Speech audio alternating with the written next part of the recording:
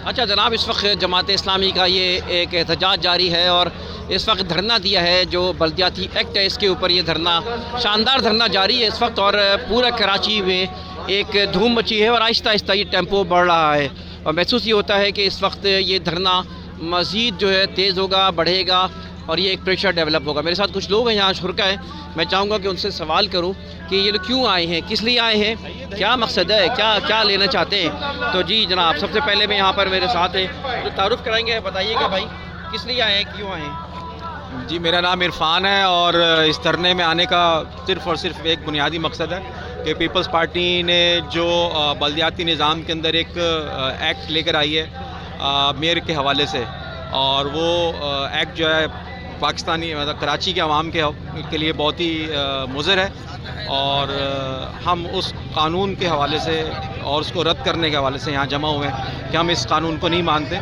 और जो पुराना तरीक़ाकार था मेयर के इलेक्शन का इलेक्ट होने का, उस हवाले से हम लोग आए हैं। जमात इस्लामी अभी तक कोई ऐसी बड़ी कामयाबी हासिल नहीं कर पाई है, तो आप क्या एक्सपेक्ट करते हैं, क्या ये धरना किसी इसका कोई फ़ायदा होगा।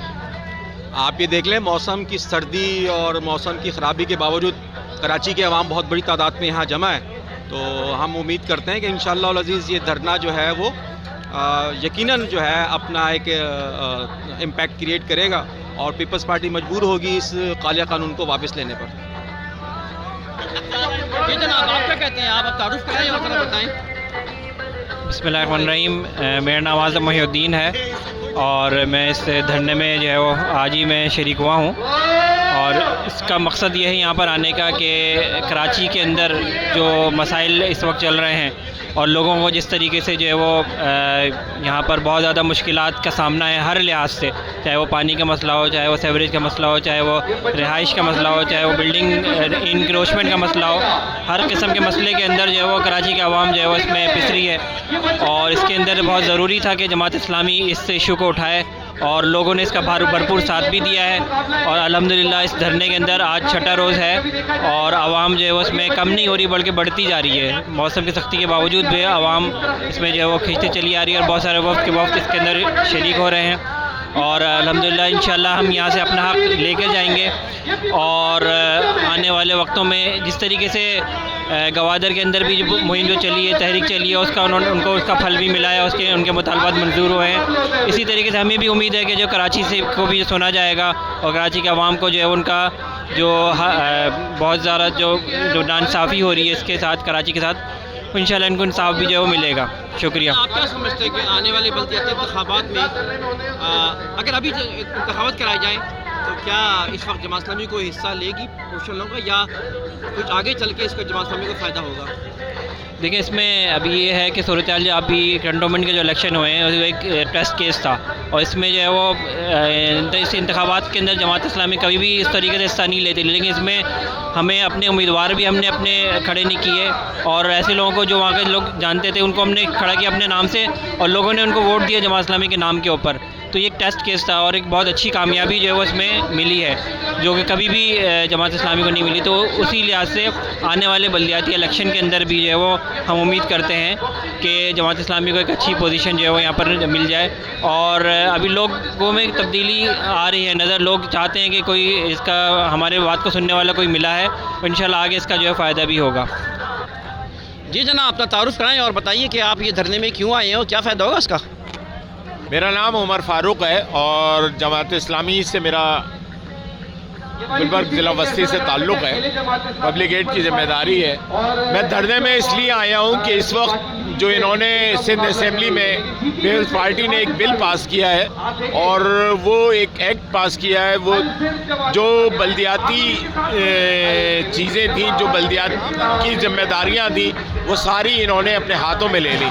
इसकी सबसे बड़ी मिसाल कि यहाँ जितने भी हॉस्पिटल्स काम कर रहे थे या डिस्पेंसरीज काम कर रहे थे, जैसे अब्बासी शहीद हो गया, सोबराज हो गया, इस तरह के जितने इदारे थे, या KMDC हो गया, या आपका दिल का मर्ज जो नहमतुल्लाह खान ने बनाया था बहुत बड़ा हॉस्पिटल 16 नंबर का, वो भी इन्होंने अपने कब्ज़े में ले लिया।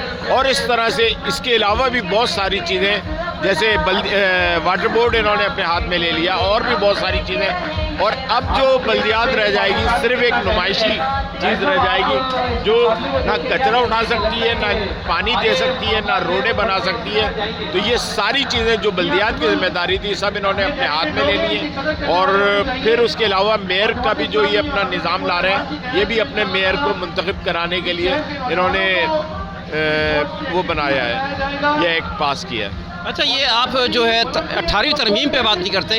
18वीं तरमीम जो है ये भी तो इस वक्त देखा जाए तो उसका फ़ायदा पीपल्स पार्टी को बहुत ज़्यादा हुआ है, इस पर आप बात नहीं करते आप लोग?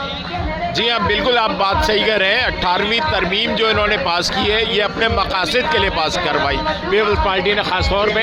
और ये आसिफ अली जरदारी साहब जिस ज़माने में वो थे और नून लीग के साथ मिलकर इन्होंने ये पास कराई है।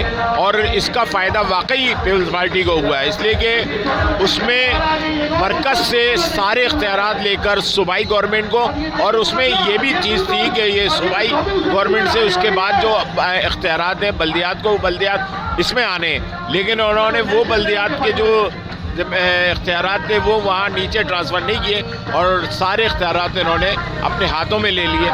तमाम मामलात ये है सूरत है। तो इसमें तो जमात इस्लामी ने भी हिमायत की थी इस उसके ऊपर 18वीं तरमीम के ऊपर।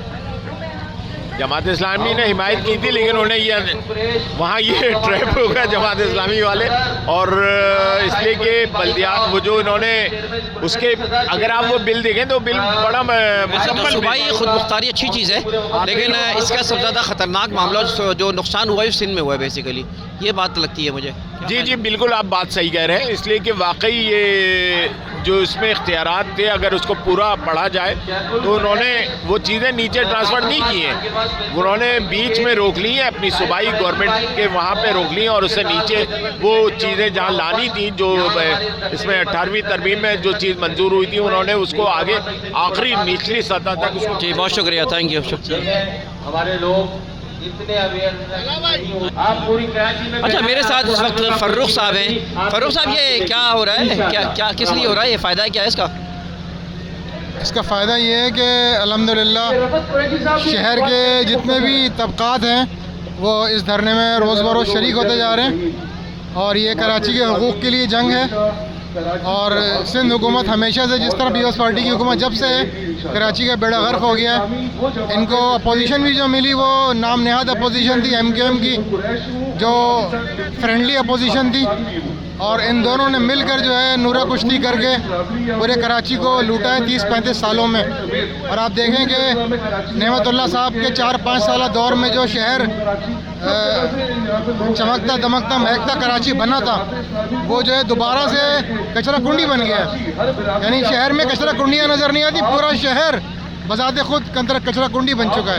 हर जगह जो है गटर उगल रहे हैं, सड़कें टूटी हुई हैं, लोगों की सवारियां, गाड़ियां जब इन ऐसी सड़कों पर सफ़र करती हैं तो 5-10 साल उनकी उम्र के कम हो जाते हैं। PTI के बारे में आपकी क्या ख्याल है? इस वक्त PTI ने जो काम किया है तो उससे मुतमईन है कुछ? PTI का वैसे तो पूरे मुल्क का ही बड़ा गर्क किया उन्होंने, लेकिन कराची की हद तक तो अजीब ही उनका जो है वो ड्रामेबाजी चल रही है।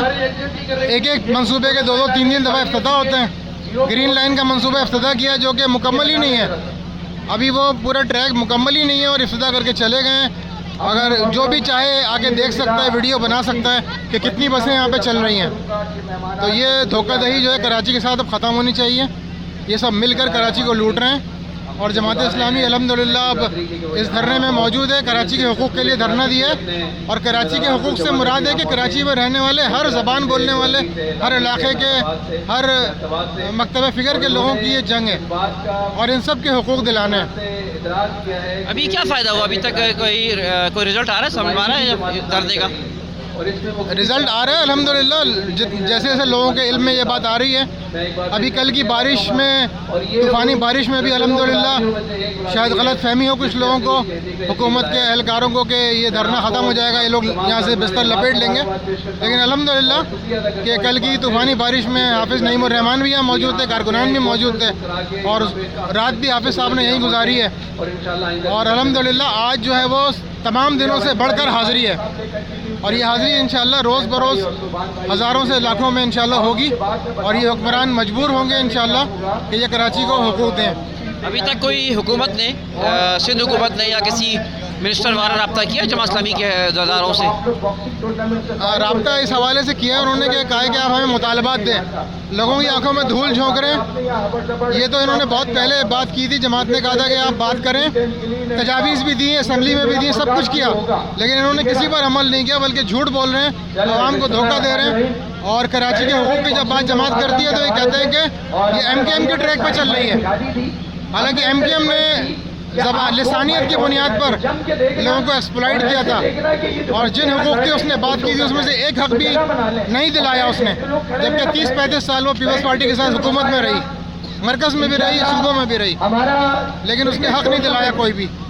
और अब इनके सामने PTI ने, MKM ने और सिंध की हुकूमत ने मिलकर कोटा सिस्टम, जिस पे बहुत शोर करते थे, उसको गैर मुअय्यना मुद्दत के लिए एक्सटेंड कर दिया है, जिसको कि ख़त्म हो जाना चाहिए था।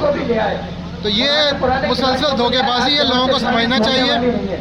ये सब जो है वो एक ही थैली के चट्टे बट्टे हैं। तो अब इनको असल अपोजिशन से सामना इनका हुआ है, जमात इस्लामी मैदान में आई है।